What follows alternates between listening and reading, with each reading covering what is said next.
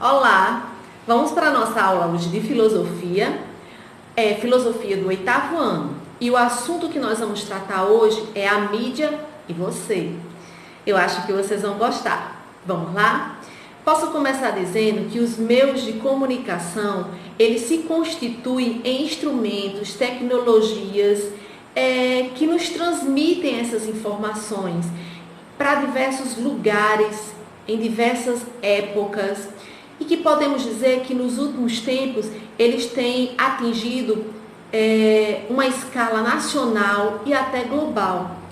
Vou citar para vocês exemplos de meios de comunicações individual e em massa. O individual eu posso citar a carta pessoal. Essa carta pessoal é bem antiga, porque ela é do meu tempo. Eu recebi a carta, o correio vinha através do correio, o carteiro entregava, e eu ficava muito feliz quando eu abria e lia aquela carta que as minhas amigas escreviam para mim. Acho que hoje vocês não veem mais isso. A sua mãe, a sua avó, seu pai, sua tia pode ter vivido neste tempo. Posso falar também para vocês sobre o telefone. O telefone, ele existiu o telefone fixo, que hoje é difícil de vocês encontrarem esses telefones em uma casa. Nós usamos mais os telefones móveis, não é? Então, esses telefones fixos, era daqueles que rodava a tecla. Bom, é uma coisa bem lá para trás que eu acho que vocês hoje só encontram em museus e em algumas casas, tá? Podemos falar também de um meio de comunicação individual, os aplicativos de mensagens instantâneas, que vocês já são acostumados com isso. Então, isso são meios de comunicações individuais, que você usa para pequenos grupos selecionados, tá? Ou para pessoas da sua intimidade.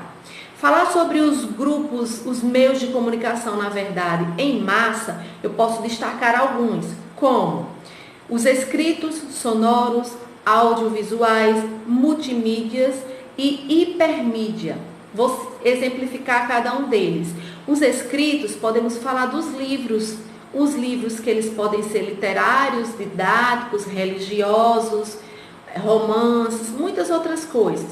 E podemos falar também dos periódicos, que são o quê? Revistas, jornais, folhetins, que podem ser quinzenais, mensais, semanais, anuais, semestrais, não é? Que nos transmitem também informações. Posso citar para vocês exemplo de sonoros, dos meios de comunicações em massa sonoro. Posso dizer o rádio. O rádio, ele é bem antigo, já é usado há muito tempo. No tempo da minha avó, que escutava rádio, novela, com o vidinho colado no rádio, as notícias da hora do Brasil, por exemplo, mas que hoje nós temos uma grande variedade de canais de rádio, como só de músicas ou só de notícias locais ou nacionais, e por aí a gente pode citar várias outras.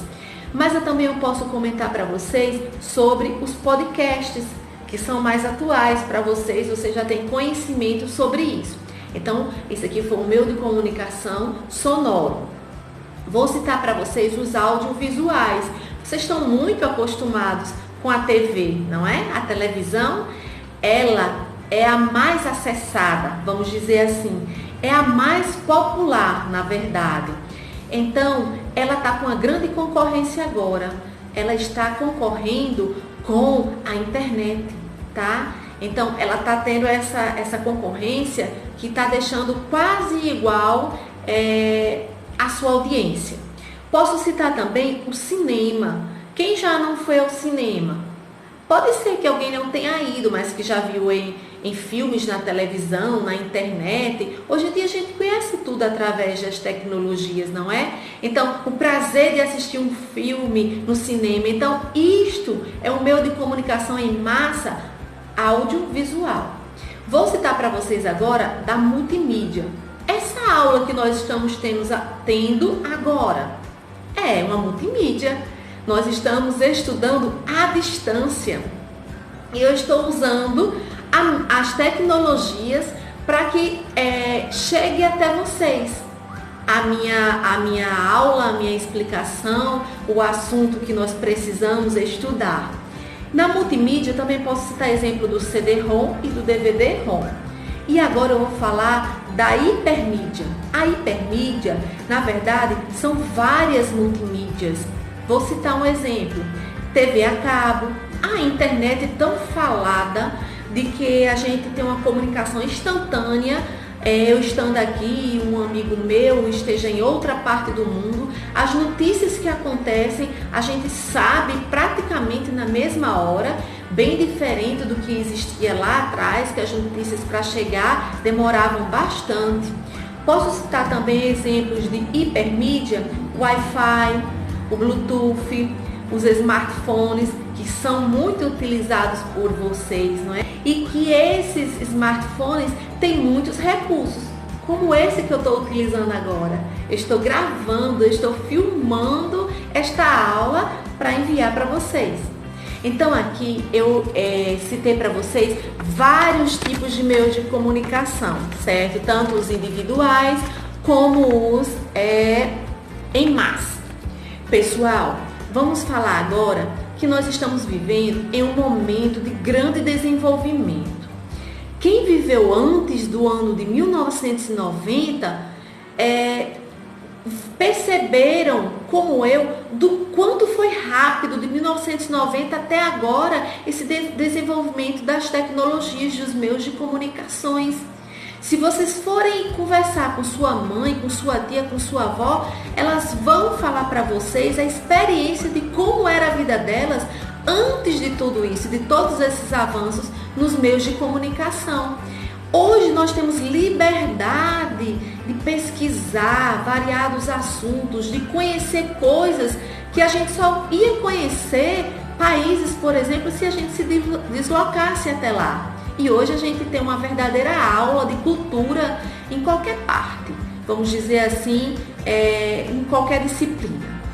Eu quero também dizer para vocês que no início do capítulo, quando a gente começou a estudar esse bimestre, a gente se questionou sobre os pensamentos, se os pensamentos eram nossos mesmos. E aqui eu vou relacionar o que a gente acabou de estudar sobre a mídia e sobre os nossos pensamentos. E eu volto a perguntar, será que os nossos pensamentos, eles se influenciam de algo ou de alguém? Será que a mídia influencia esses pensamentos? Será que você pensa realmente dessa forma? Vou dar um exemplo e deixar uma imagem aqui para vocês sobre um burro e uma pessoa, certo? E eu quero que vocês analisem o comportamento desse ser humano. E aí, eu vou procurar passar para vocês rapidamente uma história que tem no livro de vocês, na página 17, que é intitulada Burro Sentado. Gente, vou contar rapidamente, como eu já falei.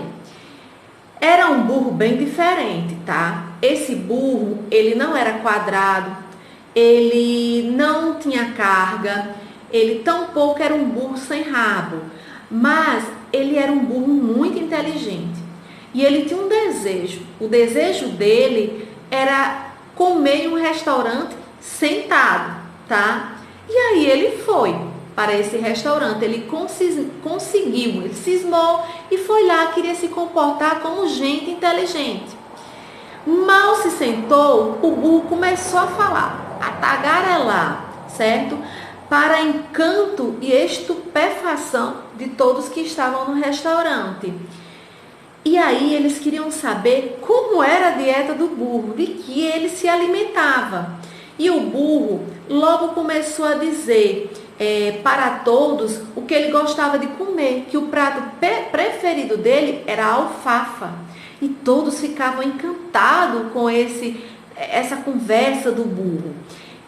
E o burro impressionou tanto que de alguns meses após, as pessoas daquele lugar passaram a comer alfafa. Pode me acreditar.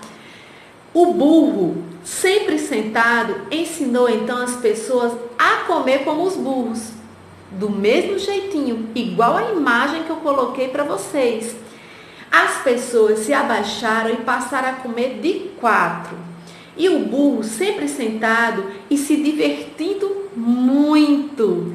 Ele disse: nossa, como vocês são burros!